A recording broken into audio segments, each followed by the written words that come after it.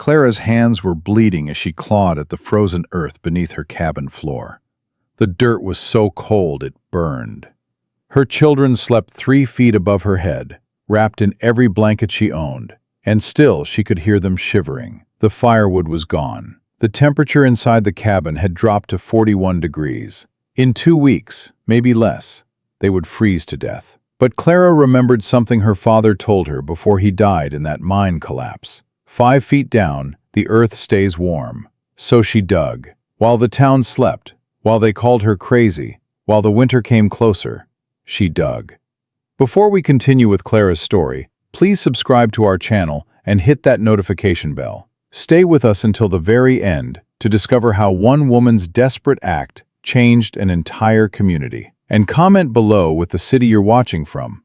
We love seeing how far these stories travel. Now, let's return to that brutal Montana winter of 1887. The shovel hit frozen ground with a sound like breaking bone.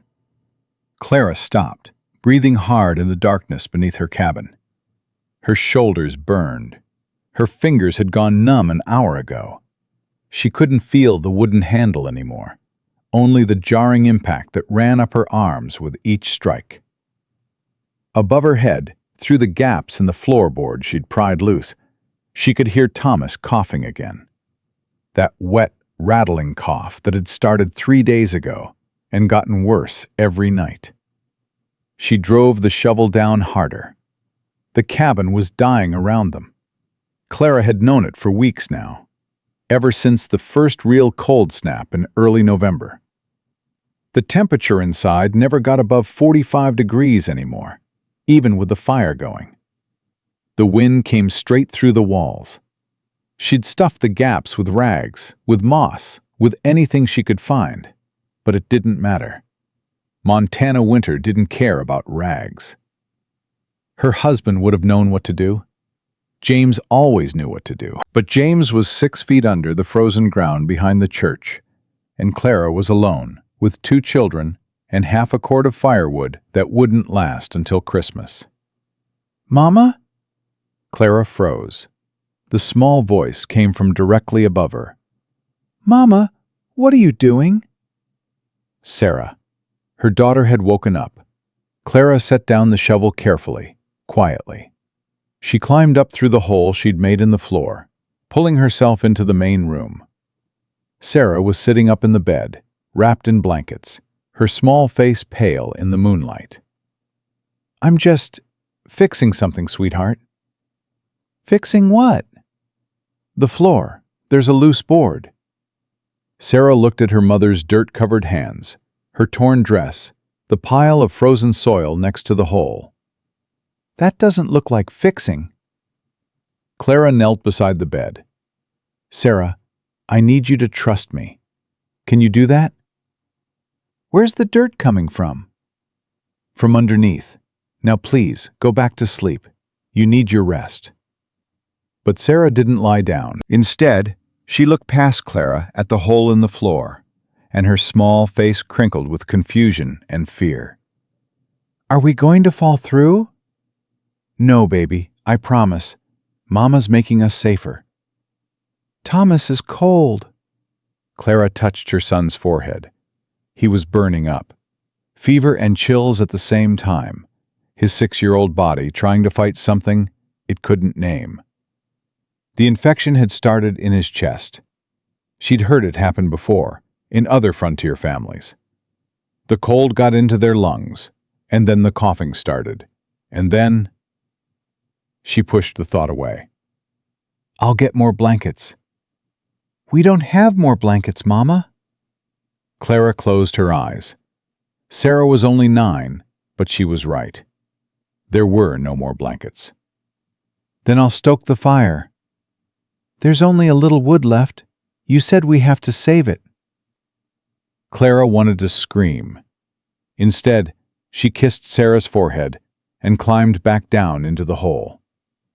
The dirt was getting harder the deeper she went. Her father had warned her about that back when she was a girl, and he'd take her down into the copper mines outside of Butte. The deeper you go, the harder it gets. But that's where the good stuff is. That's where it stays warm even when the world above is freezing. She needed to get 5 feet down, maybe 6 to be safe. Right now she was barely 3 feet deep, and it had taken her 4 nights of digging. The shovel struck something hard. Not dirt this time. Rock. Clara's heart sank. She knelt down, brushing away the loose soil with her hands. A massive stone, probably 2 feet across, sat right in the middle of where she needed to dig. She tried to pry it loose with the shovel blade, but it didn't budge. She sat back against the dirt wall, fighting tears. This wasn't going to work. The whole plan was insane. What was she thinking? That she could dig a room beneath her cabin with a shovel and some borrowed mining knowledge? That she could create some kind of warm sanctuary underground while the entire Montana territory froze solid? James would have laughed at her. Kindly, lovingly, but he would have laughed. You always were a dreamer, Clara. But James wasn't here, and dreaming was all she had left. 3 days later, Clara walked into town with the last of her husband's tools to trade. The settlement, they'd grandly named it Bitterroot Station, though it was barely 12 buildings, sat in a valley between 2 mountain ranges. In summer, it was beautiful. In winter, it was a trap. The general store smelled like coffee and tobacco and lamp oil. Mr. Hendricks stood behind the counter, counting coins. "Mrs. Bennett." He didn't look up. "What can I do for you?" Clara set the hammer on the counter. "I need a pickaxe. A good one." Now he looked up. "A pickaxe?" "Yes, sir." "What for?" "Does it matter?" Hendricks picked up the hammer, examined it. "This was James's." "It was." "You sure you want to part with it?" Clara thought about Thomas's cough, about Sarah's worried face, about the hole beneath her cabin floor. "I'm sure." He set the hammer down. "A pickaxe is expensive, Clara. This hammer's good, but it's not pickaxe good." "Then what else do you need?" "Well, He stopped, studied her face. "Clara, what are you building?" "Nothing." "People are talking. Say you're acting strange, that you're up all night doing something to your cabin. People should mind their business. It's a small town. Everyone's business is everyone's business." He leaned forward. "Are you all right? I mean, since James passed?" "I need a pickaxe, Mr. Hendricks. Are we trading or not?" He sighed, disappeared into the back room, came out with a pickaxe that had seen better days but would do the job. "This and the hammer," he said. "And you owe me a favor." "What kind of favor?" "The kind I'll collect when I need it. Deal?" Clara took the pickaxe. It was heavier than she expected. Deal. Outside, the wind had picked up. The sky was that particular shade of gray that meant snow was coming. Clara pulled her shawl tighter and started walking. "Clara Bennett!" She turned. Martha Sullivan was hurrying across the frozen street, her large frame wrapped in furs that Clara couldn't afford in 2 lifetimes. "Martha!" "I heard what you just did in there." Martha's face was flushed. Whether from cold or indignation, Clara couldn't tell. "Trading away James's tools? Have you lost your senses? I needed the pickaxe." "For what?" "Clara, people are worried about you. People should worry about themselves. Your children look half-starved. That boy of yours is sick. Everyone can hear him coughing at night. And instead of asking for help, you're up doing God knows what, making noise, trading away. My children are fine." "They're not fine. You're not fine." Martha grabbed Clara's arm. "Pride is going to kill you. It's going to kill those babies." Clara pulled free. "Thank you for your concern, Martha. The church has blankets, food. I don't need charity." "Then what do you need? What are you doing that requires a pickaxe in the middle of winter?" Clara looked at this woman, this comfortable, well-fed woman who'd never missed a meal, never wondered if her children would see spring, never had to choose between burning the last of the firewood or saving it for when things got truly desperate. "I'm digging," Clara said. "Digging what?" "A way to survive." She turned and walked away, leaving Martha standing in the frozen street, calling after her. The pickaxe changed everything. The rock that had stopped Clara's progress shattered on the third swing. Beneath it, the soil was softer, darker, slightly warmer to the touch. She worked through the night, every night, while her children slept. The hole grew deeper, 4 feet, then 5. She started bringing down candles so she could see what she was doing. The space was taking shape now, roughly 8 feet by 8 feet, tall enough that she could almost stand upright in the center. The walls were crude, just packed earth, but they were walls. And it was warmer down here. Not much, maybe 5 or 6 degrees, but it was something. She was hauling dirt up in a bucket one night when she heard footsteps on the cabin porch. Clara froze. A knock at the door. Heavy. Male. She climbed up quickly, brushed the dirt off her dress as best she could, and opened the door a crack. Elias Turner stood there, hat in hand. He was the settlement's carpenter, a quiet man in his 40s who'd built half the buildings in Bitterroot Station. He'd helped James build this cabin 3 years ago, back when they'd first arrived. "Elias, it's late." "I know. I'm sorry to bother you." He shifted his weight. "Can I come in?" Clara hesitated, then opened the door wider. He stepped inside, and his eyes went immediately to the hole in the floor. "So it's true." Clara's throat tightened. "What's true?" "You're digging." "It's my cabin. I can do what I want with it." "Clara, I'm not here to judge. I'm here because—" He walked to the hole, knelt down, looked into the darkness below. "How deep is it?" 5 feet, almost 6 in the center. "What are you building?" "A room." "Underground?" "Yes." He was quiet for a long moment. Then, "Why?"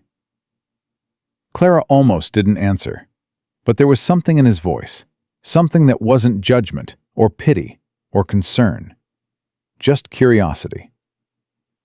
"It's warmer down there," she said. "The deeper you go, the warmer it gets. The earth holds heat. My father was a miner. He taught me that." Elias nodded slowly. "Your father was William McKenna, worked the Anaconda. You knew him?" "Met him once. Smart man. Died in a collapse, didn't he?" "Yes." "I'm sorry." Elias stood up, brushed dirt from his knees. "How warm are we talking?" "I don't know exactly. Maybe 50 degrees? Even in the dead of winter?" "That's what my father said. The ground temperature stays constant once you get deep enough." Elias walked around the hole, examining it from different angles. "The walls need support. They'll collapse if you go any deeper without bracing." "I know. I'm working on it." "And you'll need ventilation, otherwise the air will go bad." "I thought about that. I was going to drill a small hole to the surface." He looked at her with something that might have been respect. "You've planned this." "I have. Why not tell anyone? Why not ask for help?" "Because they'd call me crazy, like Martha Sullivan does, like everyone in this town does." "Clara, that boy of yours is sick. People are trying to help. People are trying to take my children away. They think I can't provide for them. If I show weakness, if I admit I can't handle this," her voice cracked, "they'll put Sarah and Thomas with another family, split them up most likely, and I'll never see them again." Elias was quiet. Thomas coughed in his sleep. A wet, terrible sound. "How much firewood do you have left?" Elias asked. 2 weeks, maybe less." "And when it runs out?" Clara looked at the hole in the floor. Then we go down there, where it's warm. It's not warm enough, Clara. 50 degrees isn't warm enough for children. It's warmer than 41 degrees. That's what it is up here now, even with the fire going. Elias walked to the door, stood there with his hand on the latch. Clara thought he was leaving. Then he turned back. I'll help you. What? I said I'll help you.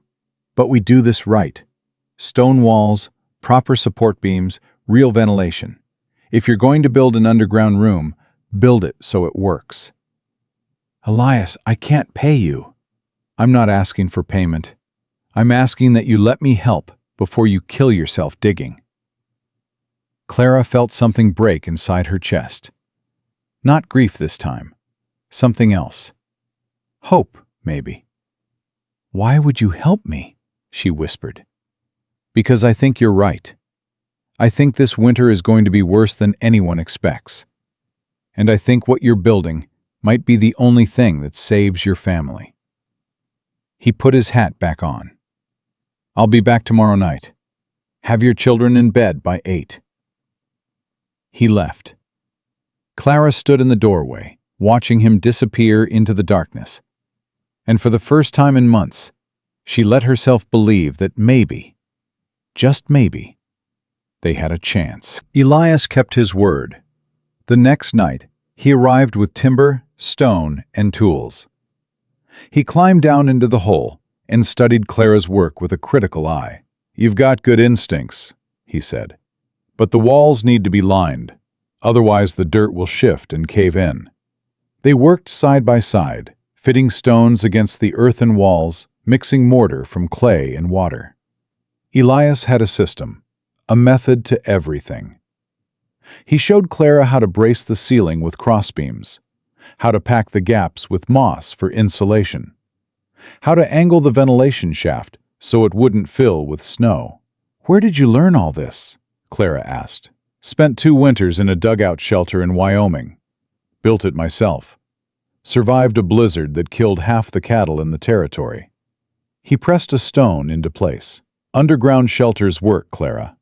Your father was right about that. Sarah woke up once while they were working. She peered down through the hole, rubbing her eyes. Mama, who's that man? Mr. Turner, sweetheart. He's helping Mama fix the floor. Are we really going to fall through? Elias looked up at her and smiled. Not if I can help it, little miss. You go on back to bed now. Sarah disappeared. She's scared, Clara said quietly. She should be. We all should be. Weather's been strange this year. Snow's coming earlier than normal. Temperatures dropping faster. How bad do you think it'll get? Elias set down his trowel. Clara, I've lived in Montana for 20 years. I've seen bad winters. But I've got a feeling in my bones about this one. The animals know it too. You see any deer lately? Any elk? Clara thought about it. No. That's because they've already moved to lower ground. They can feel it coming. He wiped his hands on his pants. We're digging this room just in time. Over the next week, they worked in secret every night. The room took shape slowly, carefully. Stone walls rising from the packed earth, timber crossbeams holding back the weight of the cabin above.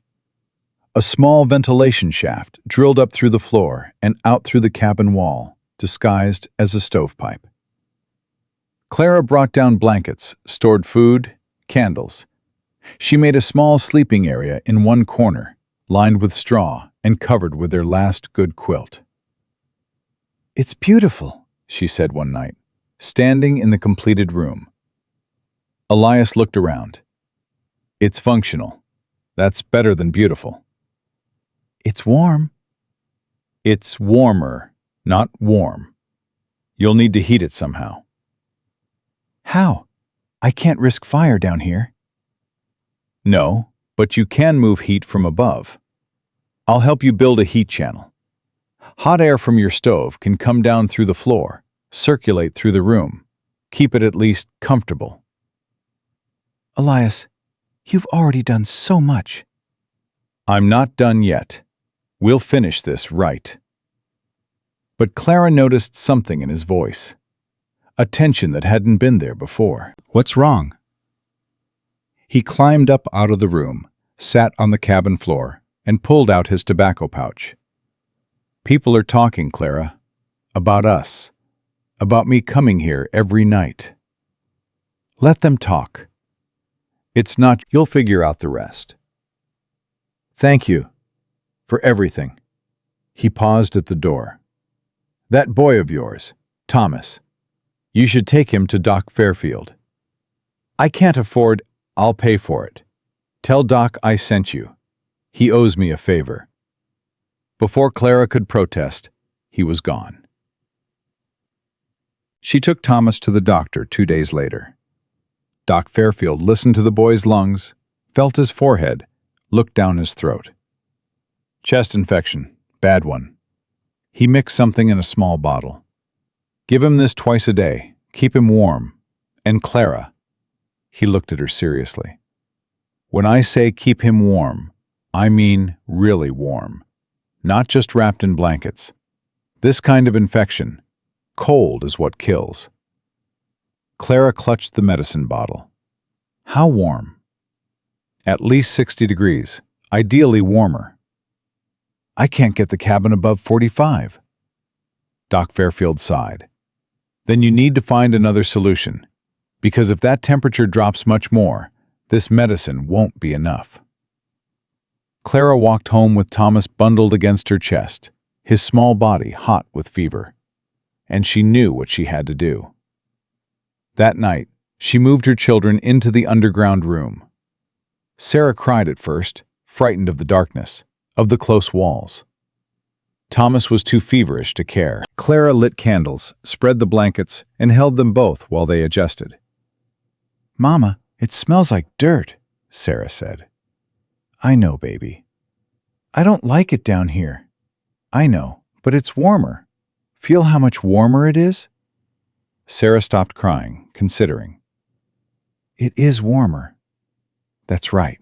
And we're safe down here. Nothing can hurt us underground." "Not even the cold?" "Not even the cold." Thomas's breathing eased as the temperature stabilized around 52 degrees. Not warm, but warmer. Enough to let his small body fight. Clara lay between her children in the darkness, listening to the wind howl across the cabin floor above them, and she thought about what came next. Because winter was coming. The real winter.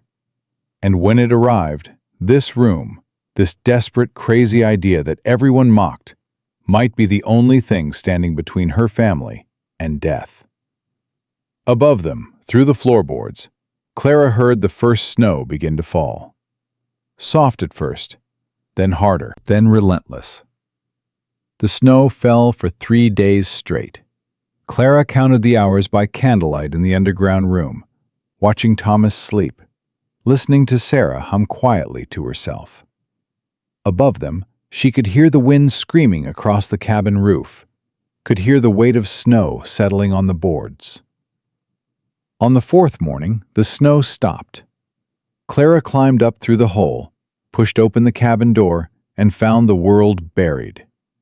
Snow reached halfway up the cabin walls. The path to town was gone. The woodpile was a white mound. She waded through drifts to check the animals, but the chickens were dead, frozen solid in their coop, despite the straw she'd packed around them. She stood there, looking at their stiff bodies, and felt something cold settle in her stomach. This was just the beginning. "Mrs. Bennet!" She turned. A figure was struggling through the snow toward her cabin.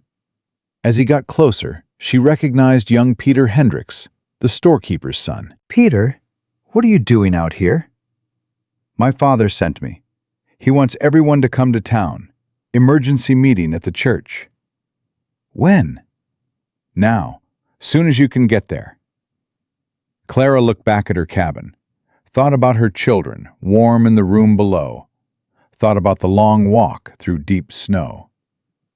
"Tell your father I'll be there." An hour later, Clara pushed through the church doors.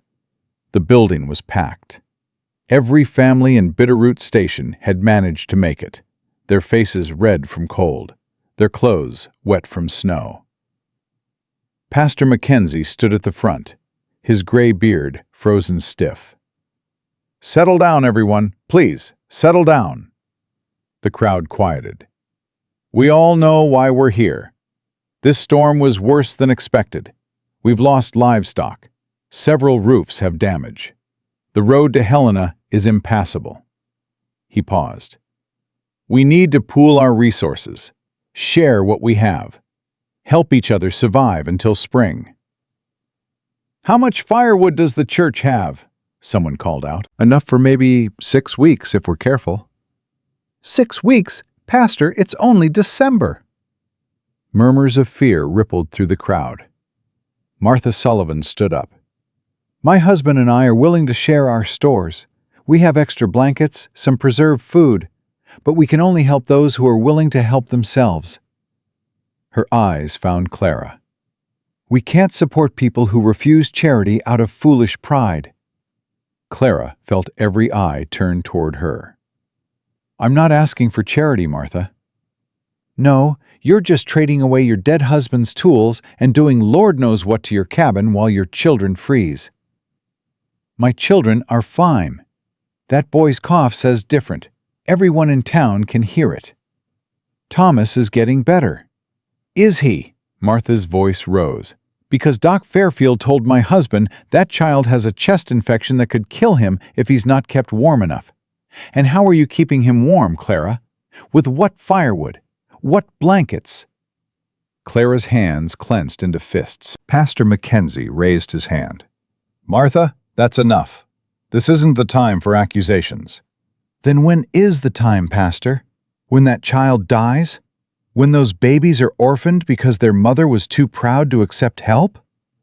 Clara stood up. "My children are warm, they're safe, and they're healthy." "How? How are they warm when your cabin's barely got any firewood left?" The church went silent. Clara felt the weight of the question. She could tell them. Tell them about the room, about the constant earth temperature, about the shelter that was keeping her family alive.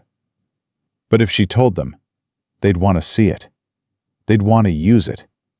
They'd take it over, take control, prove she couldn't manage on her own. And then the church would have grounds to take her children. "That's my business," Clara said. "It's all our business when—" "Enough!" Elias Turner stood up in the back. "Martha, leave the woman alone. She said her children are fine. That should be good enough." "Oh, of course you'd defend her, Elias, given how much time you've been spending at her cabin late at night." Gasps went through the crowd. Elias's face went red. "I was helping her repair her floor, nothing more." "At midnight? For weeks? What kind of floor repair takes weeks?" Clara's heart pounded. "Martha, you're making accusations you can't prove." "I can prove you're hiding something. Everyone in town knows it. You're up all hours, making noise, acting strange. Your children look terrified. And now you're standing here lying about how warm they are, when we all know you've barely got 2 sticks of firewood left." "I'm not lying." "Then prove it. Let Doc Fairfield check on that boy. Let the church ladies come see your home. Show us these children are really fine like you say." Clara looked around the church, every face watching her, waiting. "No," she said quietly. "No?" "I said no. My home is my business. My children are my business, and I don't answer to you or anyone else in this town." She turned and walked out. Behind her, the church erupted in angry voices. The walk home through the snow felt like it took forever. Clara's legs burned. Her lungs ached from the cold air. By the time she reached her cabin, she was shaking. She dropped through the hole into the underground room. Sarah looked up from where she was playing with the rag doll. "Mama, you're crying." "I'm fine, baby." "No, you're not." Clara sat down heavily, pulled her daughter close. The people in town are angry with me. Why? Because they don't understand what we're doing here. They don't understand that we're safe. Are we safe? Clara looked around the small room. The stone walls Elias had helped her build. The warm, still air. Thomas sleeping peacefully, his fever finally broken. Yes, she said. We're safe. But even as she said it, she wondered if it was true. That night, someone threw a rock through her cabin window. Clara heard the glass shatter, heard the rock hit the floor above the underground room. She climbed up to investigate and found a note wrapped around the stone. Liar, your children will die. Confess your sins. Her hands shook as she read it. She swept up the glass, boarded the window with scrap wood, and climbed back down to her children. What was that noise, Mama?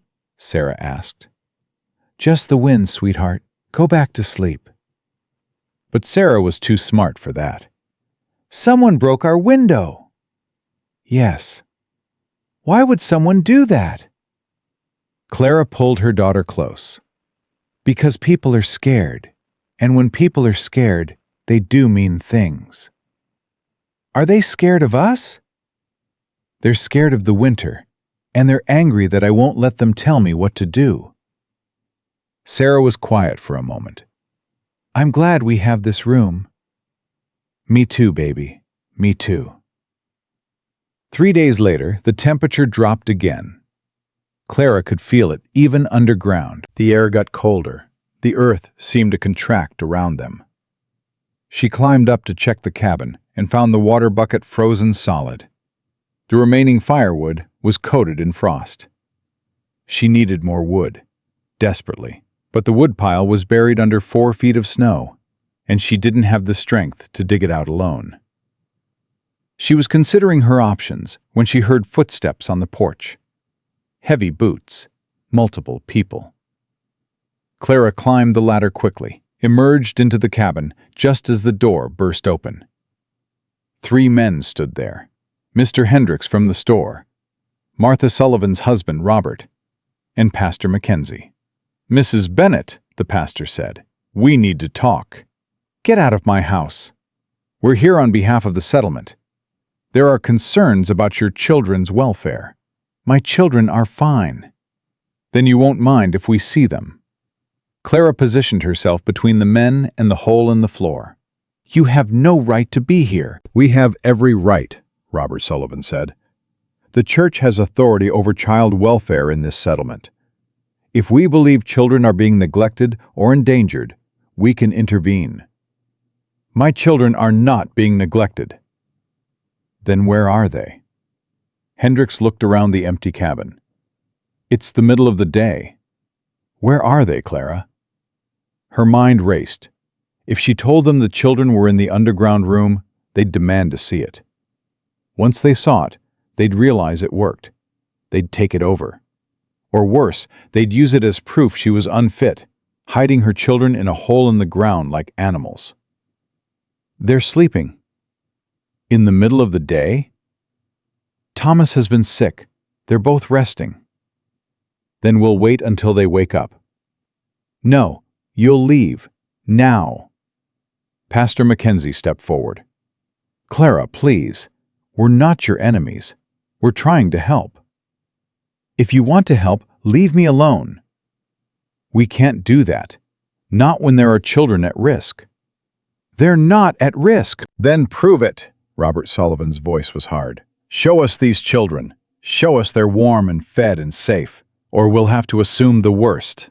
Clara's hand went to the knife at her belt. Get out. The 3 men exchanged glances. Clara, the pastor said gently, don't make this harder than it needs to be. I said get out. They left. But as they walked away, Clara heard Hendricks say, We'll be back with the constable. If she won't cooperate, we'll force the issue. Clara slammed the door, locked it, and leaned against it, breathing hard. Below her, she heard Sarah's voice. Mama? Who was that? Clara climbed down into the room. Both children were awake now, watching her with worried faces. Some men from town. What did they want? They wanted to see you, to make sure you're all right.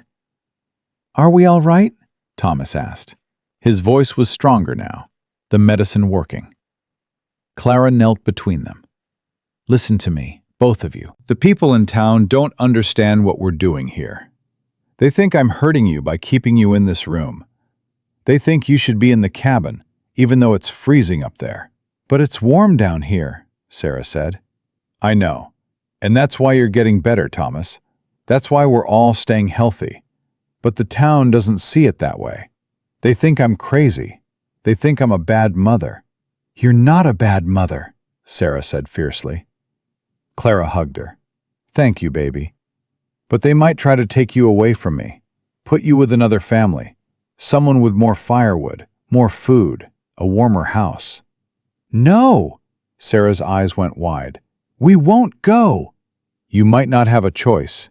If the constable comes with them, if they decide I'm unfit, then we'll hide, Thomas said. Clara looked at her son. Hide where? Here, in this room. They don't know about it, do they? Some people know I've been digging, but they don't know how deep it goes. They don't know it's a real room. Sarah grabbed her mother's hand. Then we'll stay down here. If they come back, we'll be quiet. We'll hide. And they'll think we ran away or something. Sarah, I can't ask you to... Mama, I'm not leaving you. And I'm not going to live with Martha Sullivan or anyone else in that mean town. We're staying together. Down here, where it's safe. Clara looked at her 9-year-old daughter and saw a strength she hadn't known was there. All right, she said. All right. We'll hide if we have to. That night, Clara reinforced the floorboards above the hidden room. She moved furniture to cover the entrance. She created a false floor that could be pulled closed from below, making it look like solid cabin flooring. When she was done, you couldn't tell there was a room underneath unless you knew exactly where to look. Sarah helped, handing her nails, holding boards steady. Even Thomas helped, despite his weakness, dragging blankets and supplies down into the chamber. This is like a fort, he said. It is like a fort, Clara agreed. Our fort, our secret. Can Mr. Turner know about it? Clara thought about Elias. Mr. Turner already knows, Thomas. He helped Mama build it. Will he tell the bad people? No, Mr. Turner isn't like that. But even as she said it, Clara wondered if she could trust anyone anymore. The constable came 2 days later. Clara heard horses outside, heard men's voices. She was in the underground room with her children when the pounding started on the door. Mrs. Bennett, this is Constable Morrison. Open up. Clara put her finger to her lips. Sarah and Thomas went completely still. The pounding continued. Mrs. Bennett, I have authority from the church council to check on your children's welfare. If you don't open this door, I'll break it down. Silence in the underground room. Clara held her breath. A crash. The door splintering. Boots on the cabin floor right above their heads. Spread out. Check every corner. Footsteps everywhere. Furniture being moved. Cupboards being opened. Constable, look at this. No food, no firewood. The place is freezing. Where are the children? Not here. Place is empty. Check outside. The barn, the chicken coop, anywhere they could be hiding. The boots moved away. The cabin door slammed. Clara waited. 5 minutes. 10. Then a voice, closer. Morrison, come look at this. The boots returned. What is it, Hendricks? The floor. See these boards? They're newer than the rest. And look here, fresh nail holes. Someone's been working on this recently. Clara's heart stopped. You think there's something underneath? I think it's worth checking. Clara grabbed her children, pulled them to the far corner of the room. She could hear the men above, testing the boards, looking for the entrance. Here, this section moves. Can you lift it? It's heavy. Give me that pry bar. Wood creaking, nails groaning. Sarah squeezed Clara's hand so hard it hurt. The board above them lifted an inch. Light spilled into the underground room. Clara could see Hendrix's face peering down through the gap, and then a voice from outside. "Constable Morrison! Emergency!" The board dropped back into place. "What is it?" "The Peterson cabin. The roof collapsed from the snow weight. The family's trapped inside." Running feet, shouting, horses galloping away. Silence. Clara let out a breath she didn't know she'd been holding. "Are they gone?" Sarah whispered. "I think so." Thomas started crying quietly. Clara held them both, her heart still racing. They'd come so close. Another 30 seconds and they would have been discovered. But they were safe now. For the moment, they were safe. The temperature kept dropping. Clara could feel it in the earth itself, the cold trying to push down from above, trying to invade their warm sanctuary. She added more insulation, more blankets, anything to keep the heat stable. But her supplies were running out. Food was scarce. She rationed carefully. A small piece of jerky for breakfast, a handful of dried beans for dinner. The children were always hungry. "Mama, my stomach hurts," Thomas said one night. "I know, baby. We'll eat more tomorrow." "You said that yesterday." Clara had no answer for that. Sarah sat in the corner, her face gaunt, her eyes too large in her thin face. "We're going to die down here, aren't we?" she said quietly. "Sarah, we're going to starve, or freeze, or both." Clara crawled over to her daughter. Look at me, Sarah. We are not going to die. Do you understand? We are going to survive this winter, all three of us." "How? We don't have any food left. And you can't go to town anymore because they'll take us away." Clara closed her eyes. Her daughter was right. They were trapped. Trapped by winter, trapped by poverty, trapped by a town that wanted to separate them.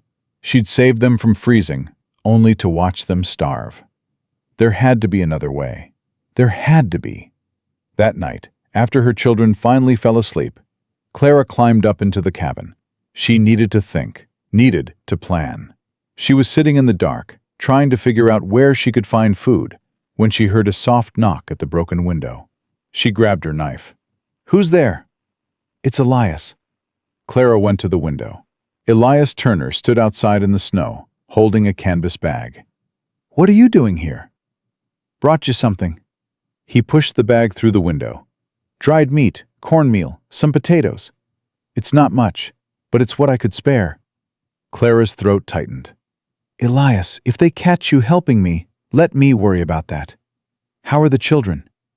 "Hungry, scared, alive." "The Peterson family, the ones whose roof collapsed? They're asking questions about your underground room. Hendrix told them about the modified floor. They want to know how you built it."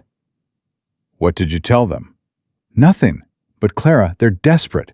Half the cabins in town are failing. People are running out of firewood. The Peterson collapse wasn't the first. 2 more roofs have come down in the past week from the snow weight." He paused. "That room you built might not just save your family anymore." Clara looked at the bag of food. "They want to take it, don't they? Take my room. Make it theirs. They want to learn from it, build their own. If you showed them how, they'd take my children. Maybe. Or maybe they'd realize you were right all along. That you were smart, not crazy. That you saved your babies when everyone else was too proud or too stupid to see what was coming." Clara was quiet for a long time. "I'll think about it," she finally said. Elias nodded. "Don't think too long. This cold's getting worse. People are going to start dying soon." He disappeared into the darkness. Clara took the food down to the underground room and hid it where the children wouldn't find it yet. She wanted to make it last. Then she lay down between Sarah and Thomas and tried to sleep. But sleep wouldn't come. Because Elias was right. The winter was going to kill people. And she had the knowledge to stop it. The question was whether she was willing to risk everything, her children, her freedom, her family, to save a town that had already decided she was worthless. Clara's decision came 3 days later, but not in the way she expected.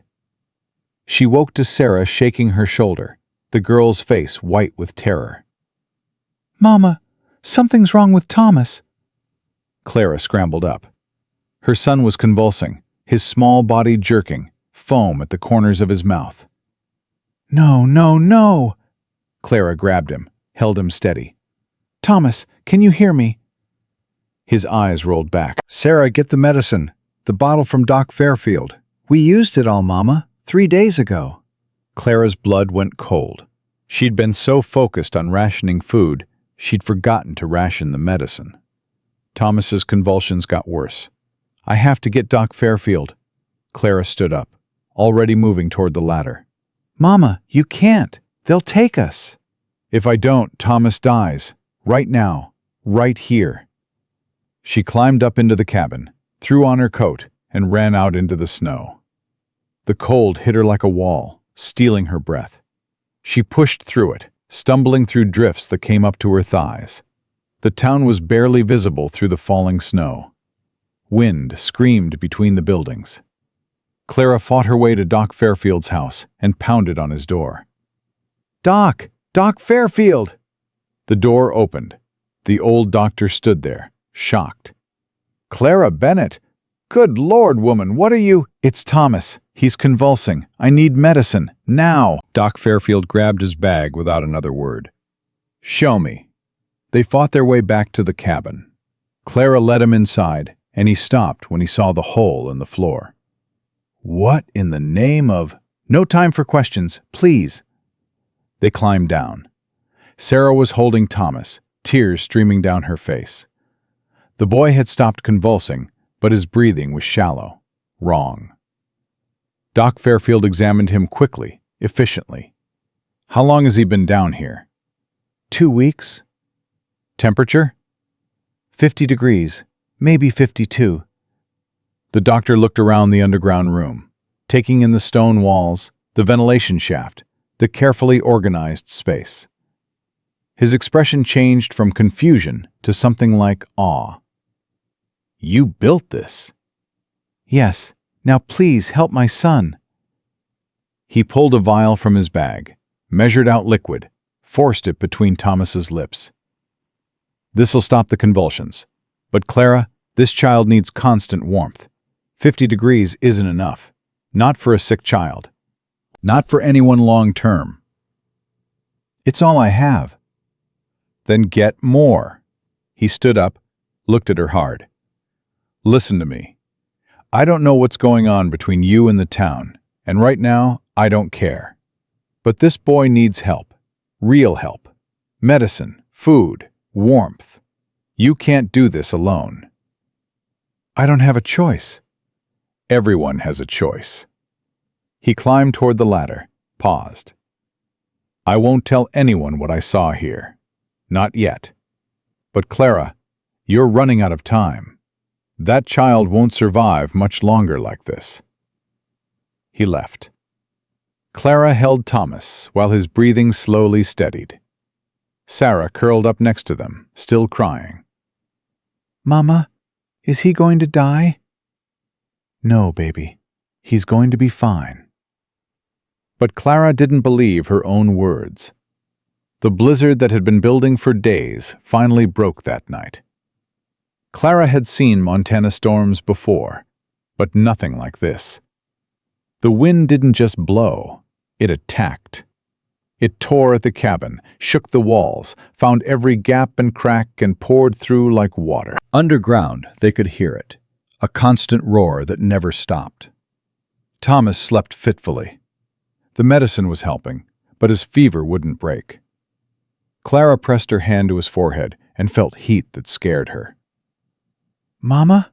Sarah whispered. "What's that noise?" "The storm, baby. It sounds angry." "It's just wind." But it wasn't just wind. Clara knew that. This was the winter her father had warned her about. The kind that killed entire settlements. The kind that got written about in history books. She climbed up to check the cabin and immediately regretted it. The temperature had dropped so far that ice was forming on the inside walls. Her breath came out in white clouds. The remaining firewood was gone. She'd burned the last of it yesterday. Outside, through the broken window, she could see nothing but white. The snow wasn't falling anymore. It was being thrown sideways by wind that sounded like screaming. She heard something else, too. Under the wind. A different sound. Someone pounding on a door, shouting. Clara pulled on her coat and fought her way outside. The cold was murderous. She could barely see 5 feet in front of her. "Help! Somebody help!" The voice was coming from the direction of town. Clara pushed toward it, using the cabin wall as a guide. A figure emerged from the white. A woman carrying a child. Behind her, a man struggling to walk. The Andersons. Their cabin was at the edge of town. Mrs. Anderson collapsed into Clara's arms. "Please, our house. The roof came down. We have nowhere to go." The child in her arms was blue with cold. Clara's mind raced. If she turned them away, they'd die. But if she helped them, they'd see the underground room. They'd tell others. The secret would be out. Mr. Anderson fell to his knees in the snow. "Please, Mrs. Bennet, I know the town treated you poorly. I know you have every right to turn us away. But our daughter, she's only 4. Please." Clara looked at the child, looked at Thomas's face in her mind, made her choice. "Inside, now." She helped them into the cabin, led them to the hole in the floor. Mrs. Anderson stared at it. "What is this?" "It's warm. That's all that matters. Get down there." They climbed down. Sarah's eyes went wide when she saw the strangers, but she stayed quiet. Clara followed them down and pulled the floor closed above them. The Andersons stood in the underground room, stunned. "You built this?" Mr. Anderson said. "Yes." "How long have you been down here?" "Does it matter? Sit, rest, get warm." Mrs. Anderson was already wrapping her daughter in blankets. "Thank you, thank you. We thought we were going to die." "Don't thank me yet. We don't have much food, and the storm's not over." But Mr. Anderson was examining the walls, the support beams, the ventilation shaft. "This is remarkable. How did you know to build this?" "My father was a miner. He taught me about underground temperatures." "And the town? Do they know?" "Some suspect. Most think I'm crazy." Mrs. Anderson looked at her with tears in her eyes. "You're not crazy. You're brilliant. This room, it's the only reason we're alive right now." Clara turned away, unable to handle the gratitude. "Get some sleep. We'll figure out the rest tomorrow." But tomorrow came too fast, and it brought more problems. Clara woke to pounding on the cabin door again. She climbed up to find Elias Turner standing there with 2 more families. "Clara, I'm sorry. The Williams cabin collapsed. The Johnsons' place is buried. They have nowhere to go." 8 more people. The underground room was already crowded with the Andersons. Now there would be 13 people in a space built for 3. But Clara looked at the children, 5 of them, all under 10 years old, and she couldn't say no. "Get them down here." They came, and then more came. By nightfall, there were 20 people crammed into the underground room. The air was getting stale despite the ventilation shaft. People sat shoulder to shoulder. Children cried. Adults whispered anxiously. Martha Sullivan was among them. She sat in the corner, her expensive furs now soaked and ruined, her proud face stricken with shock. "I never thought," she said quietly. "I never thought it would be this bad." Clara didn't respond. Sarah tugged her mother's sleeve. "Mama, there's not enough room." "I know, baby. And we're running out of air." Clara looked at the ventilation shaft. It was designed for 3 people, maybe 5 in an emergency. Not 20. The candles were already starting to flicker, struggling in the oxygen-depleted air. She needed to do something. Fast. She climbed up into the cabin, found her tools, and started drilling a second ventilation hole. The wind screamed through the broken window. Snow piled up in the corners. Her hands went numb as she worked, but she kept drilling. Elias appeared beside her. "Let me help." Together they drilled through the floor, through the frozen earth, creating a new air shaft. By the time they finished, Clara's entire body was shaking from cold and exhaustion. "We need to seal this cabin better," Elias said, "or everyone down there is going to freeze from the cold air coming through." They worked through the night, boarding up the broken window, stuffing gaps with anything they could find, creating a barrier between the brutal world outside and the fragile sanctuary below. When they finally climbed down into the underground room, the change was immediate. The air was fresher, the temperature had stabilized. People were sleeping now, packed together for warmth. Clara found her children and held them close. "Is everyone going to be okay, Mama?" Sarah whispered. "I don't know, baby. I honestly don't know." The storm raged for 4 days. On the first day, people were grateful just to be alive. On the second day, the food ran out. On the third day, the fighting started. It began with Martha Sullivan complaining about the smell, about the crowding, about having to share space with people she considered beneath her. "This is intolerable," she announced. "We can't live like animals." "Then leave," Clara said coldly. "The door's right there." Martha fell silent, but the tension remained. 20 people in a small underground room, all scared, all hungry, all wondering if they'd ever see daylight again. The children suffered most. They cried from hunger. They asked questions no one could answer. Thomas's fever came back, and this time Doc Fairfield's medicine was running low. On the 4th day, someone died. Old Mr. Peterson, who'd survived the roof collapse at his cabin, simply didn't wake up. His wife found him cold in the morning, and her wail of grief filled the small space. "We have to do something with the body," someone said. "We can't take him up," Elias replied. "The storm's too strong. We'd die trying. So we just leave him down here? With us?" Clara closed her eyes. "We move him to the far corner. Cover him. When the storm breaks, we'll give him a proper burial." They did, and the reality of their situation became impossible to ignore. They were trapped underground with a corpse, running out of air and food, while above them the worst winter storm in Montana history tried to kill everything that lived. "We're going to die down here," someone whispered. "No," Clara said firmly. "We're not." "How do you know?" "Because I didn't build this room to die in. I built it to survive." But even as she said it, she felt doubt creeping in. She'd planned for her family. 3 people, not 20. The calculations didn't work anymore. The air was bad, the food was gone, Thomas was getting sicker. Maybe they were all going to die. That night, as people slept fitfully around her, Clara made a decision. She woke Elias. "We need more food. More medicine." From where? The town's buried. "Then we dig to it. Clara, that's suicide. The storm Will kill us all if we do nothing. We need supplies from the general store. We need Doc Fairfield's medical bag. We need firewood to keep the cabin warm enough to protect the ventilation shafts from freezing shut." Elias looked at her like she was insane.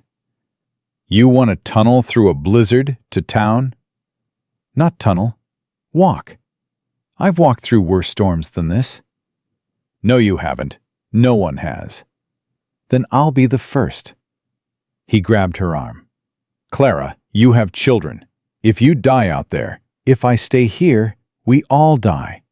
At least this way, there's a chance. She climbed up into the cabin before he could argue further. The cold hit her immediately. She wrapped herself in every piece of clothing she could find, tied rope around her waist, a lifeline back to the cabin, and opened the door.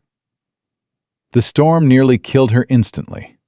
Wind like a living thing grabbed her, tried to throw her down. Snow blinded her. She couldn't breathe, couldn't see, couldn't think. But she pushed forward. The rope around her waist played out behind her. 50 feet. 100 feet. She counted steps, used her memory of the path, prayed she was going the right direction. Something loomed out of the white. A building. She'd reached town. She felt along the wall until she found a door. The general store. She broke the window with her elbow, climbed through, and found herself in darkness. Her frozen hands fumbled for matches. Finally got one lit. The store was a mess. Snow had blown in through cracks. Supplies were scattered. But there was food here, precious food. She stuffed a sack with everything she could carry. Jerky, flour, beans, coffee. Another sack with blankets. A third with candles and matches. But as she turned to leave, she heard something. A voice, weak, from the back room. "Help! Please! Help!" Clara moved toward it, holding her candle high. "Mister." Hendricks lay on the floor, his leg twisted at a wrong angle. Ice had formed in his beard. "Mrs. Bennett?" His voice was barely a whisper. "Is that you? How long have you been here?" "Since the first day. I was trying to secure supplies when the roof beam fell. Can't walk. Can't get warm." Clara looked at him. This man had led the charge against her, had tried to take her children, had called her crazy and dangerous. She could leave him here, let the storm finish what it started. No one would ever know. But Sarah's voice echoed in her mind. "Are we the good people, Mama?" Clara knelt beside Hendricks. "I'm going to get you out of here." "Why? After everything Because someone has to be better than the storm." She got him on her back, which was nearly impossible with his weight and her exhaustion. She tied one of the supply sacks around his shoulders. Then she stepped back out into the blizzard. The journey back almost killed them both. Clara could barely see the rope anymore. The wind had buried it in snow. She followed it with her hands, pulling herself and Hendricks forward inch by inch. Her strength was giving out. Her legs wouldn't work properly. The cold had gotten inside her bones. Just a little further. Just a little more. The cabin appeared like a miracle. Clara fell through the door, Hendricks collapsing on top of her. Elias dragged them both to the hole in the floor. "What were you thinking? You could have died." "But I didn't." Clara held up the sacks. "We have food. We have supplies. We're going to make it." She climbed down into the underground room, and everyone stared at her.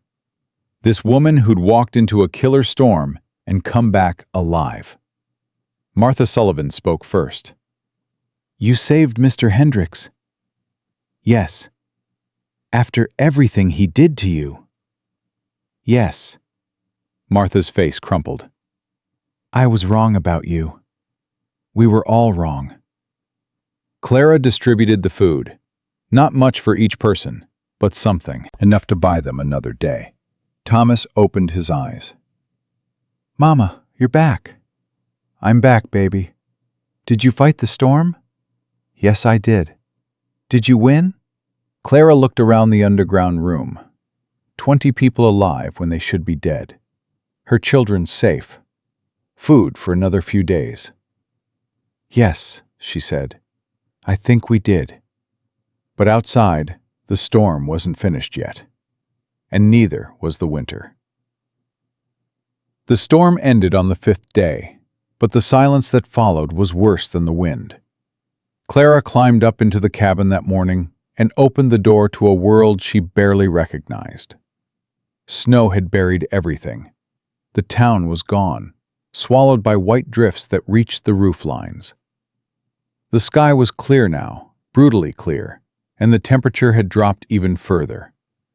She stood in the doorway, her breath freezing in the air, and wondered how many people had died. Behind her, Elias climbed up from the underground room. "How bad is it?" "Bad. We need to check the other cabins. See who made it." "I know." But neither of them moved. Because checking meant finding bodies, meant counting the dead, meant facing the reality that Clara's underground room had saved 20 people while the rest of the settlement might have frozen to death. "I'll go," Clara said finally. "Not alone. I'm coming with you." They left Sarah in charge of the underground room, told her to keep everyone calm, and stepped out into the frozen wasteland. The first cabin they reached was the Williams place, or what was left of it. The roof had completely caved in, burying everything underneath. Elias dug through the snow while Clara watched, both of them knowing what they'd find. 2 bodies. Mr. and Mrs. Williams. Frozen solid. "They have a son," Elias said quietly. "Jacob. He was with them when they left for Clara's cabin." "He made it. He's in the underground room." "So he's an orphan now." Clara closed her eyes. "We'll tell him later, after we know the full count." They moved to the next cabin, and the next. The pattern repeated: collapsed roofs, frozen bodies, entire families gone. At the Peterson cabin, they found Mrs. Peterson's sister and her 2 children, dead. At the Sullivan cabin, they found Martha's elderly mother, dead. At the church, they found Pastor Mackenzie frozen at his desk, pen still in hand, as if he'd been writing until the very end. By the time they'd checked every building, the count was devastating. 17 dead. 17 people who'd stayed in their cabins, trusted their fireplaces and blankets, and paid with their lives. Clara stood in the middle of what used to be the town square, looking at the death around her, and felt something break inside. "This is my fault," she whispered. "What? No, Clara. I should have told them, should have taught them about the underground shelter, should have helped them build their own." "They wouldn't have listened, you know that. They called you crazy. They tried to take your children. And now they're dead because I kept my knowledge to myself." Elias grabbed her shoulders. "Listen to me. You saved 20 people. 20 people who would have died without you. You can't save everyone, Clara. You never could." But his words didn't help, because Clara kept seeing faces. Mrs. Peterson's sister, Martha's mother, Pastor Mackenzie, who'd tried to help despite the town's pressure. All dead. All because she'd been too proud, too scared, too focused on protecting her own family to think about saving the whole community. They walked back to the cabin in silence. The underground room erupted when they returned. "Did you find my parents?" someone asked. "What about the Johnsons? Is Pastor Mackenzie?" Clara held up her hand. "Quiet, please. Everyone sit down." They sat, 20 faces watching her, waiting for news they already knew would be terrible. "The storm killed 17 people," Clara said. "I'm sorry. I'm so sorry." Chaos, crying, screaming. A mother wailing for her sister. A child asking when his father would come home. Martha Sullivan sat in the corner, her face in her hands. My mother was alone in our cabin. I should have brought her. Why didn't I bring her?" "Because she refused to leave," her husband said quietly. She said the cabin was sturdy enough. She said we were being foolish. And now she's dead. Clara let them grieve. What else could she do? She'd saved the people in this room, but that didn't erase the deaths of those outside it. Young Jacob Williams approached her. He was maybe 8 years old, small for his age, with his father's dark hair. "Mrs. Bennett, did you find my parents?" Clara knelt down. "Jacob, I need you to be very brave right now." His face crumpled. He already knew, but hearing it was different. "They didn't make it, sweetheart. I'm so sorry." He didn't cry, just stood there, staring at nothing, and Clara saw herself in him, that same numb shock she'd felt when they told her about James. She pulled him into a hug. "You're going to stay with me and my children. We're going to take care of you. I promise." He nodded against her shoulder. Sarah was watching from across the room. "Mama, are more people going to die?" "I don't know, baby." "Because we don't have enough food for everyone, do we?" Clara looked around the underground room. 20 people. The supplies she'd taken from the general store would last maybe 3 days if they rationed carefully. After that, they'd starve. "We'll figure something out," Clara said, but she had no idea what.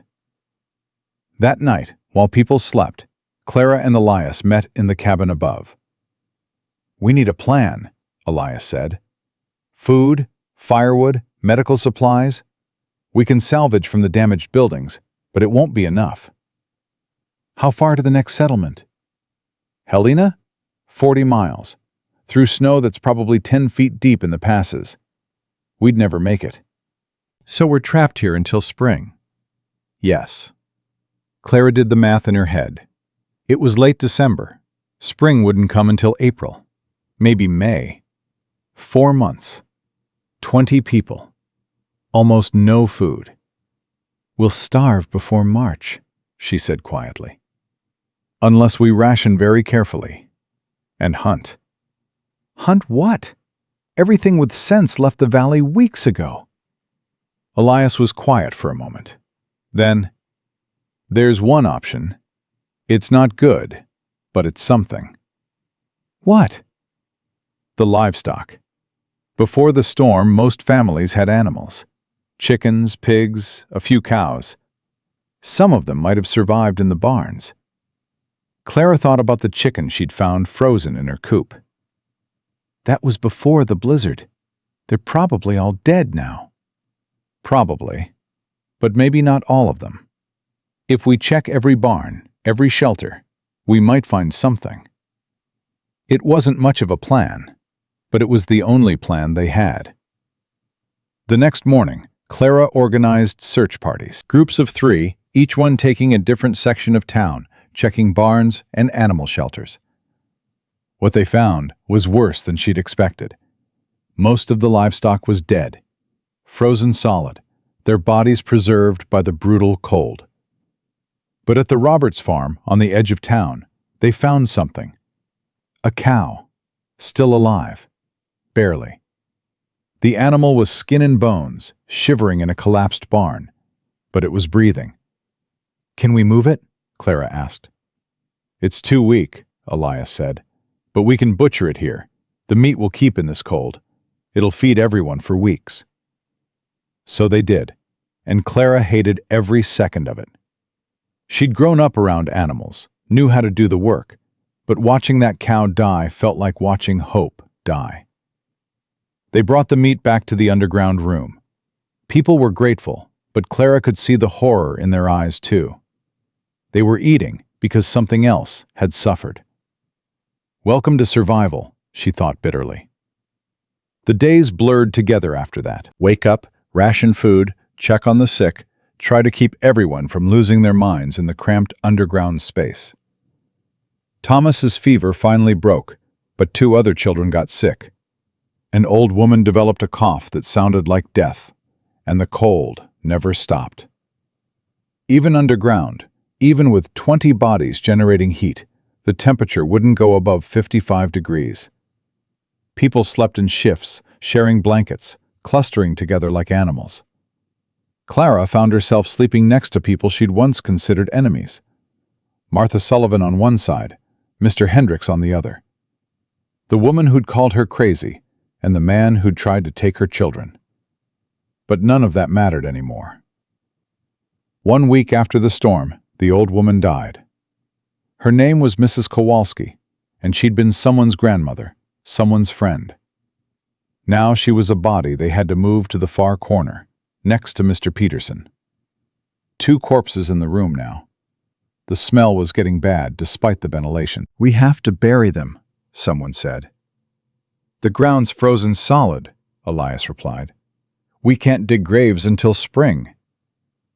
"So we just live with dead bodies?" "Unless you have a better idea." No one did. That night, a fight broke out. It started over food. Someone accused someone else of taking more than their share. Voices rose.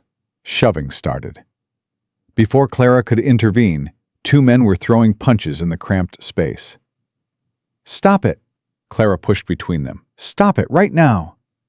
"He took extra meat." "I didn't. He's lying." "Everyone sit down!" Clara's voice cracked like a whip. "I control the food. I portion it out. No one is stealing anything. Now sit down before I throw you both out into the snow." They sat. But the damage was done. Trust was breaking down. People were turning on each other. Clara pulled Elias aside. "This isn't going to work. We can't keep 20 people in this space until spring. They'll kill each other first." "Then what do? We build more rooms." "What?" "Underground rooms, like this one for each family. We teach them how to dig, how to line the walls, how to ventilate. We spread people out before they tear each other apart." Elias stared at her. "Clara, that'll take weeks, maybe months. And we'd need tools, materials." "We have tools. The whole town is up there, full of supplies we can salvage. And we have something more important. We have knowledge. We know it works. We've proven it. But teaching everyone is the only way we all survive." He was quiet for a long moment. Then he nodded. "All right, we'll start tomorrow." Clara stood up, raised her voice. "Everyone listen. Tomorrow we start building more underground shelters, 1 for each family. Mr. Turner and I will teach you how, but you have to work. Everyone who's able-bodied will dig. No exceptions." "What about food?" someone asked. "We keep rationing. We keep searching for supplies. We do whatever it takes to make it to spring." "And if we don't make it?" Clara looked around the room, at the frightened faces, the hungry children, the desperate families. "Then at least we'll die trying to help each other, instead of killing each other down here." The work began the next day. Clara divided the survivors into groups. Each family got a plot of land, either under their own collapsed cabin or in a new location if their home was too damaged.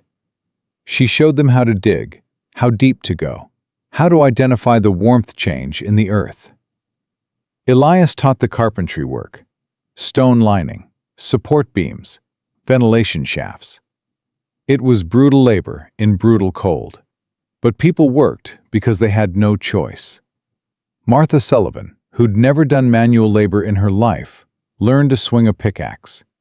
Her hands blistered and bled, but she kept working. Mr. Hendricks, with his broken leg splinted, supervised from above, calling down instructions. Even the children helped, carrying dirt, hauling stones, doing what they could with their small hands. Sarah worked alongside her mother, her 9-year-old face serious with concentration. "Mama, why are we helping them? They were mean to us." "Because being mean back doesn't keep anyone alive, baby." "But they tried to take me and Thomas away." "I know, but now they understand why I built this room. Now they're learning. And maybe next winter, when the cold comes again, they'll remember. They'll be prepared. They'll save their own children. What if they don't? Clara stabbed her shovel into frozen earth. Then we'll have tried. That's all we can do. 3 weeks after the storm, the first new underground room was finished. The Anderson family moved into it, and suddenly Clara's room felt spacious again, with only 15 people. A week later, 2 more rooms were done. 10 people left. By mid-February, every surviving family had their own underground shelter. Clara's room was back to just her children, plus young Jacob Williams, who she'd unofficially adopted. The work had exhausted everyone, but it had also united them. People who'd once spit accusations at each other now shared tools, shared knowledge, shared the burden of survival. And Clara found herself at the center of it all. They came to her with questions. How deep should we dig? How do we stop the walls from caving? What if our ventilation freezes? She answered every question patiently, teaching what her father had taught her, spreading the knowledge that had saved her family. One evening, Martha Sullivan climbed down into Clara's room carrying a basket. "I brought bread. Managed to bake some in our new shelter." Clara took it, surprised. "Thank you." Martha sat down, uninvited. "I owe you an apology. A real one. Not the half-hearted thing I said during the storm." "Martha, you don't have to." "Yes, I do. I called you crazy. I tried to turn the town against you. I led the charge to take your children away. And you saved my life anyway. You saved all our lives." "I was just trying to save my own children." "But you didn't stop there. You could have. You could have kept your secret, let us all freeze, and no one could have blamed you. Instead, you opened your shelter. You taught us. You gave us a chance." Clara looked at this woman who'd once been her enemy. "We're all just trying to survive, Martha. That's all any of us are doing." "No, you're doing more than that. You're making sure we survive together. There's a difference."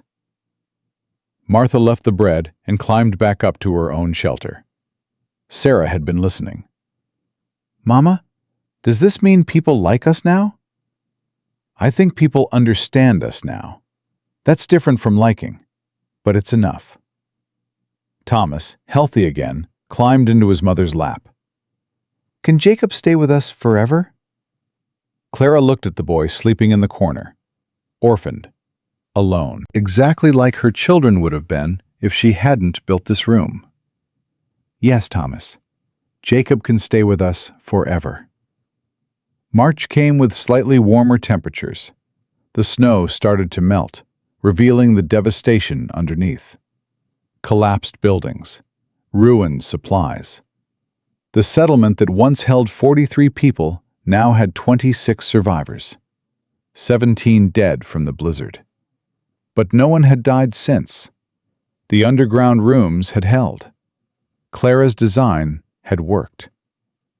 People started to emerge during the day, working together to clear snow, salvage materials, plan for rebuilding.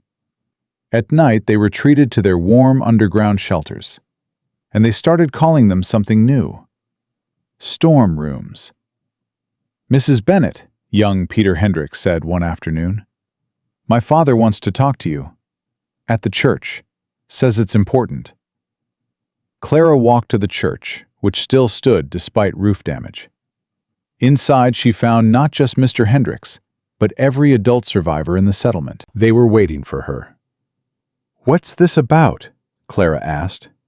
Mr. Hendricks stood up, leaning heavily on a crutch. "We took a vote, all of us, and we want to make something official." "Make what official?" "From now on, every cabin in Bitterroot Station will have a storm room built underneath it. No exceptions. It'll be settlement law." Clara felt something catch in her throat. "And," Hendricks continued. We're naming the first one. The one you built. The one that saved us all. He pulled out a hand-carved sign. Bennett Storm Room, first of its kind. Built by Clara Bennett, 1887. The room erupted in applause. Clara stood there, unable to speak, unable to process what was happening. Martha Sullivan stepped forward. You saved us, Clara. Not just our lives, our families, our children. This settlement exists because of you, because you dug when everyone said you were crazy, because you shared when you had every right to turn us away, because you taught us when you could have kept your knowledge to yourself. I just did what my father taught me, Clara whispered. No, you did what your father taught you, and then you taught the rest of us. That's the difference between surviving and helping others survive. That's why we're still here. Clara looked around the church, at faces that had once mocked her, at people who'd once tried to destroy her, at a community that had learned, too late for some, the value of preparation and knowledge and working together. Thank you, she said. But I didn't do it alone. Elias Turner built most of the structures.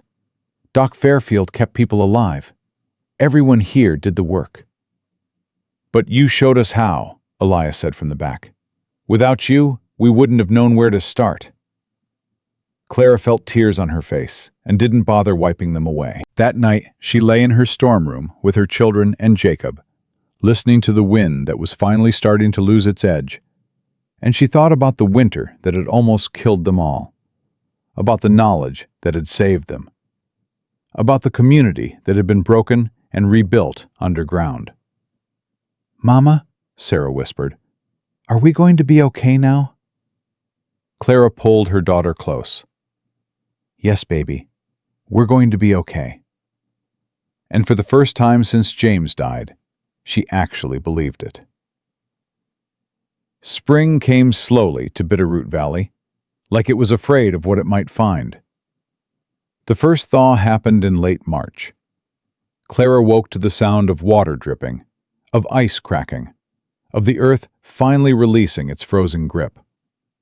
She climbed up from the storm room and opened the cabin door to find the world weeping. Water ran everywhere, down the mountains, through the settlement, pooling in the ruins of collapsed buildings. The snow that had buried them for months was finally dying. But with the melt came a new problem. Clara noticed it first when she checked on the Anderson family storm room. Water was seeping through the ventilation shaft, pooling on the floor. Mrs. Bennett, we can't stay down here, Mrs. Anderson said, her voice tight with panic. The water's coming in faster than we can bail it out. Clara examined the shaft. The spring runoff was overwhelming the simple drainage system they'd built. If they didn't fix it fast, the storm room would flood. Everyone out, now, get to my cabin. The Andersons climbed up, and Clara saw the same thing happening across the settlement. Storm rooms that had saved everyone in winter were now becoming death traps as melting snow found every crack, every gap, every weakness in their construction. She ran to Elias's place. We have a problem. He was already outside, looking at his own flooding storm room.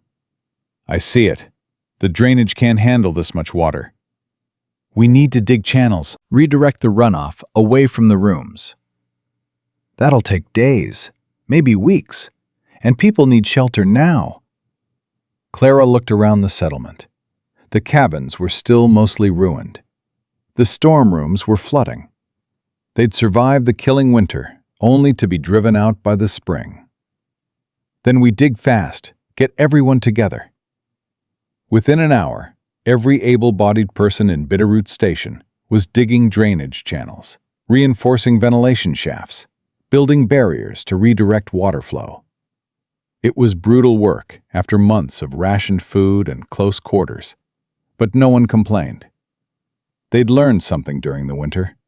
Survival meant working together. By nightfall, they'd stabilized most of the storm rooms. Water still seeped in, but it was manageable now. Families could stay underground while they worked on rebuilding their cabins above. Clara collapsed in her own storm room, exhausted. Thomas and Sarah were already asleep. Jacob lay between them, the orphan boy who'd become part of their family without anyone making it official. "Mama?" Sarah's voice came out of the darkness. "Are we going to live underground forever?" "No, baby. Just until we rebuild." "Will we rebuild our cabin?" Clara thought about the cabin above them, the broken window, the hole in the floor, the walls that barely held heat even in good weather. "I think we'll build something new, something better." "With a storm room already built into it?" "Yes, with a storm room already built into it." The rebuilding began in earnest once the ground fully thawed. But they didn't rebuild the old settlement. They built something different. Clara and Elias drew up plans that would change everything. Every new cabin would be built on top of a permanent underground storm room. Not hidden, not secret. Integrated into the structure from the beginning. "It'll cost more," Mr. Hendricks said, studying the drawings. "More materials, more labor." "It'll also keep everyone alive when the next big winter comes," Clara replied. "And there will be a next one. Maybe not this year, maybe not for 5 years, but it'll come." Hendricks nodded slowly. "You're right. What do you need?"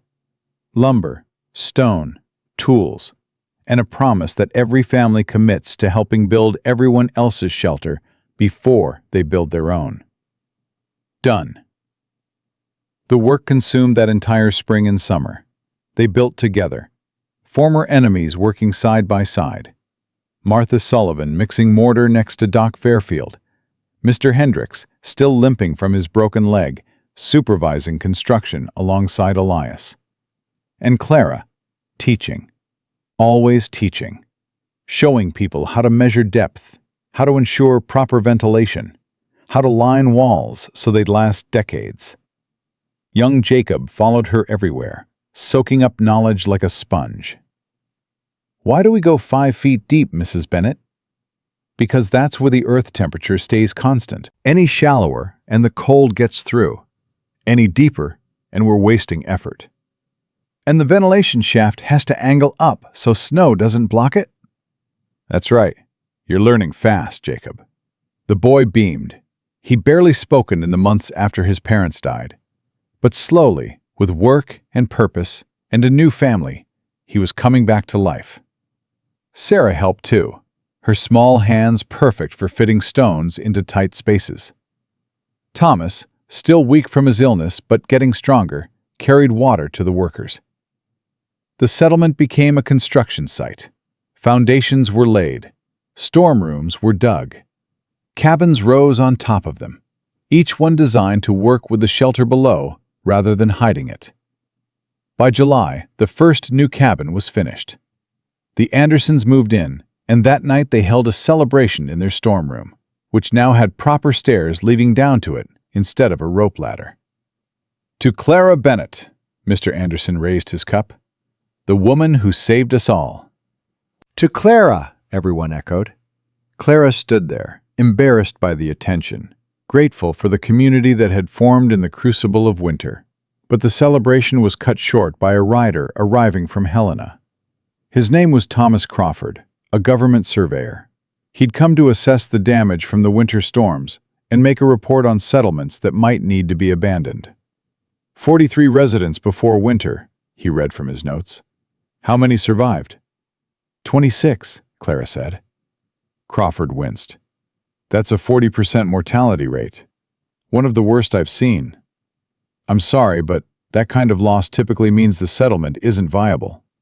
The territorial government will likely recommend evacuation and resettlement elsewhere. We're not leaving, Clara said.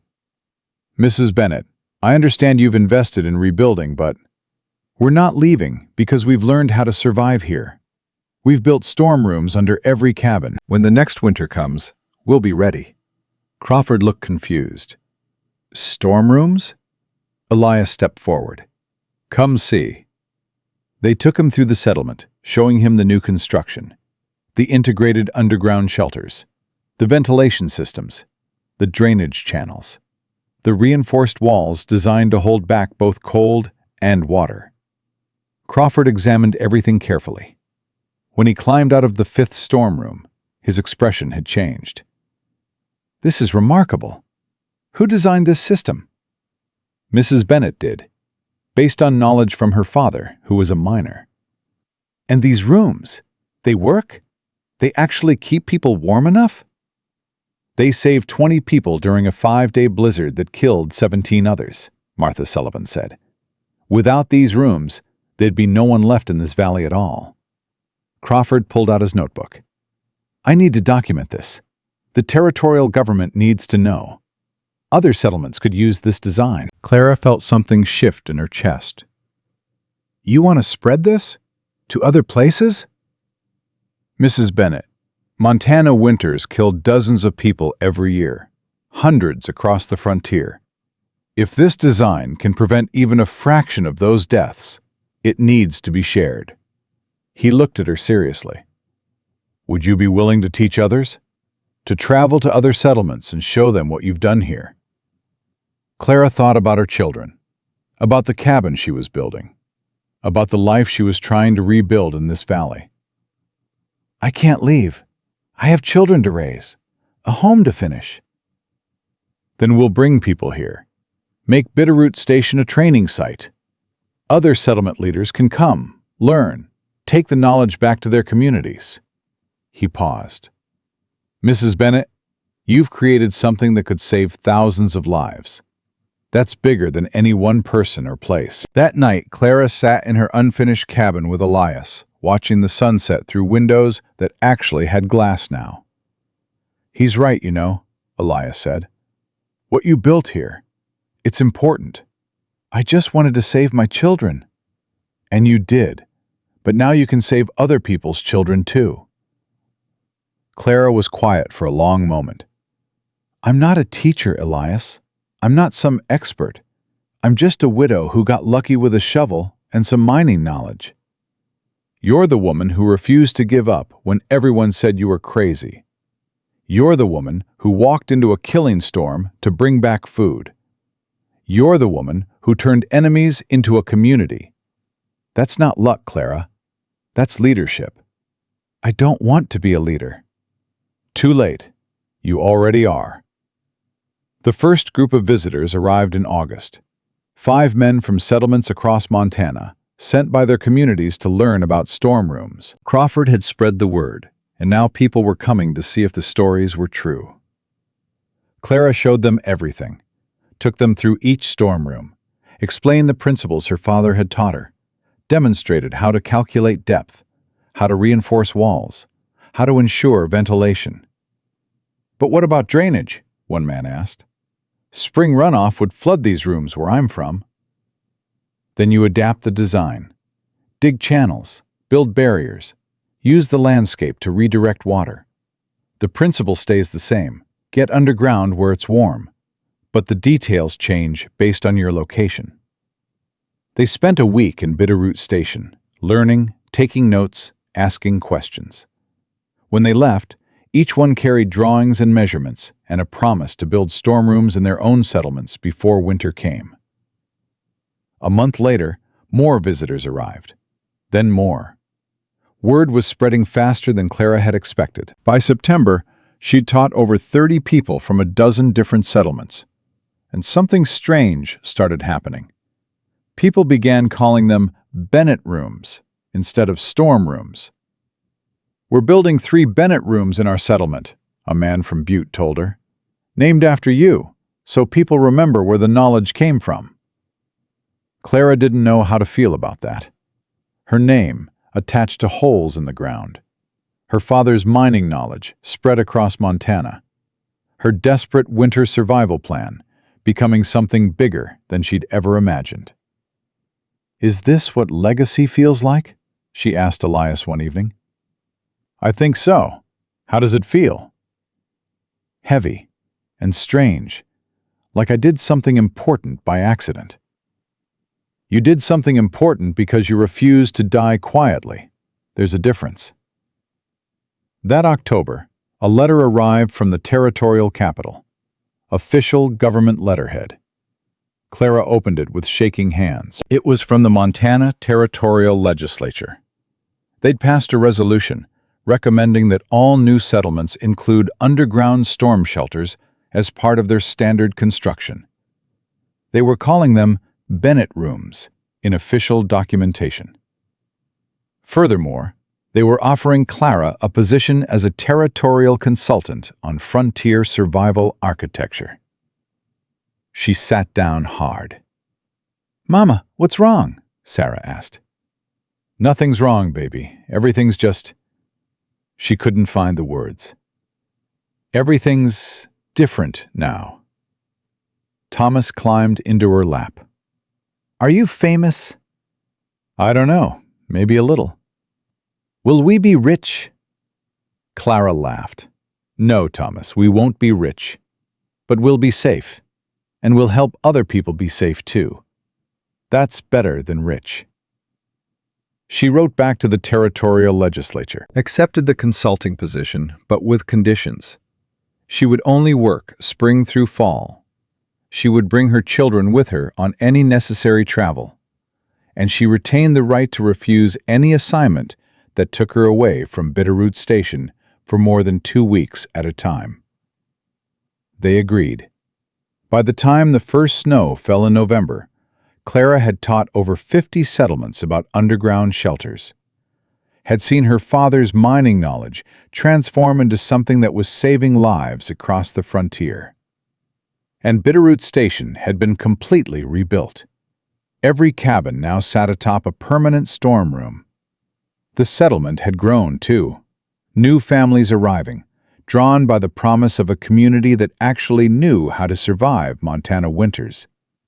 The population was back up to 40 residents. More were coming in spring. Clara stood in the center of the new town square. They'd actually built a proper square this time, and looked at what they'd created. Stone markers indicated where each family's storm room entrance was. A community shelter, 3 times the size of Clara's original room, sat beneath the new church. "We did it," Martha Sullivan said, walking up beside her. "We actually rebuilt." "You sound surprised." "I am. Last winter I thought we were all going to die. I thought the settlement was finished. But look at us now." Clara looked, and she saw something that hadn't existed before the blizzard. A real community. People who knew how to help each other, who understood that survival meant preparation and knowledge and working together. "Martha, can I ask you something?" "Of course." "Do you still think I'm crazy?" Martha laughed. "Oh, I think you're absolutely crazy. But I also think crazy people might be the only ones who actually change things. Sane people just accept the way things are. Crazy people dig holes in their floor and save entire settlements." That winter was mild compared to the last one. But even so, people used their storm rooms regularly, especially families with young children or elderly members who couldn't tolerate the cold. And when a 3-day storm hit in January, everyone retreated underground without panic, without fear, with complete confidence in the shelters that had been built. No one died. Clara spent those 3 days in her storm room with her 3 children, because that's what Jacob was now, officially adopted, legally hers. And she thought about the journey that had brought them here. A year ago, she'd been a desperate widow digging in secret, mocked by her neighbors, afraid of losing her children. Now she was a territorial consultant, a teacher, the designer of a shelter system that was spreading across Montana and beyond. "Mama," Jacob said, "when I grow up, I want to build things like you. I want to help people survive." Clara pulled him close. "Then I'll teach you everything I know, everything my father taught me. And you'll teach others." "That's how knowledge survives, Jacob. We pass it on." Sarah was listening too. "Will people remember us after we're gone?" "I don't know, baby. Maybe. But that's not what matters. What matters is that we helped, that we shared what we knew instead of keeping it secret, that we chose to save people instead of just saving ourselves. Even the people who were mean to us? Especially them, because that's what it means to be part of a community. You help everyone, not just the people who are nice to you. Thomas, almost asleep, mumbled, "I'm glad we didn't die." Clara smiled. "Me too, Thomas. Me too." When spring came again, Clara began preparing for another season of teaching. But before she could leave Bitterroot Station, one more visitor arrived. An old man, traveling alone, looking for Clara Bennett. His name was William Garrett, and he'd come from Colorado. "My daughter," he said, his voice breaking. "She died last winter. Her husband, her 3 children, all of them froze to death when their cabin ran out of firewood." Clara's heart broke. "I'm so sorry. I heard about what you built here, about the storm rooms, about how you saved your children when everyone else said you were crazy." Tears ran down his weathered face. If she'd known, if someone had taught her, if... I know, I'm sorry. Teach me, please. I have grandchildren in other settlements. I need to know how to protect them. I need to make sure no one else loses their family the way I lost mine. Clara taught him, spent 2 weeks showing him every detail, every technique, every lesson she'd learned. When he left, he carried drawings and measurements and a determination that reminded Clara of herself. "How many more are out there?" she asked Elias that night. "How many families are going to die next winter because they don't know what we know?" "Fewer than last year, and fewer next year than this year, because of you." "It's not enough." "It's never enough, but it's something. It's more than nothing. And sometimes that's all we can do, be more than nothing." The years that followed proved him right. Storm rooms, Bennett rooms, spread across the Montana Territory, then into Wyoming, Idaho, the Dakotas. Anywhere the frontier winters killed people, the knowledge spread. And every spring, Clara taught, traveling with her children when they were young, later sending them to school while she made shorter trips, always returning to Bitterroot Station, always coming home. Thomas grew up to be a builder. Sarah became a teacher. Jacob studied engineering and designed improved versions of his adopted mother's original storm room concept.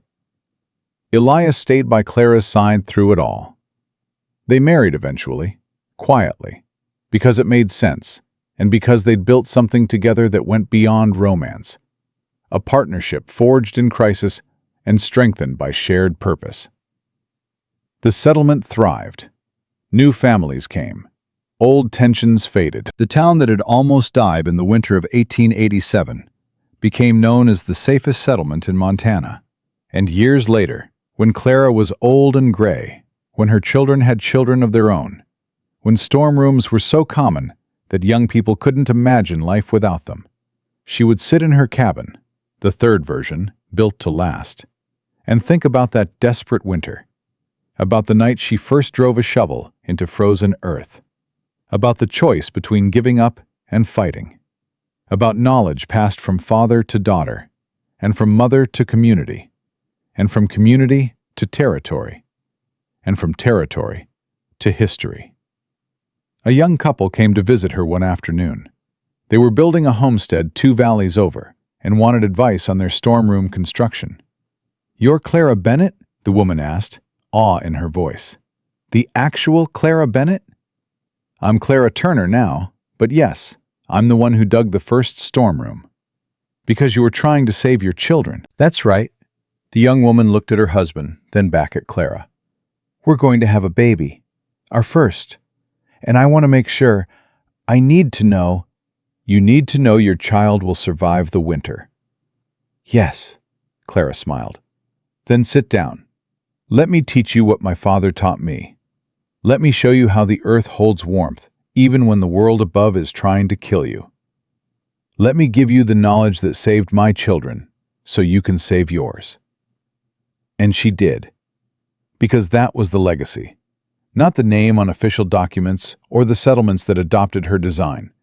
Not the lives saved or the winters survived. The legacy was this: knowledge shared, wisdom passed on, one generation teaching the next how to survive. Clara died in her sleep at 73, surrounded by children and grandchildren, in a cabin that sat above one of the finest storm rooms in Montana. They buried her in the Bitterroot Station Cemetery, next to Elias, beneath a stone that read simply, "She dug when others doubted. She taught when others hoarded. She saved us all."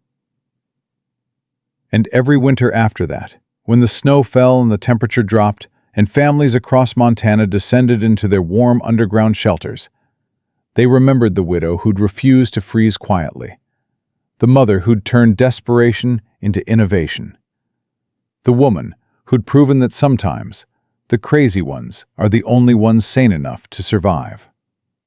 Her children carried on her work. Her grandchildren improved her designs.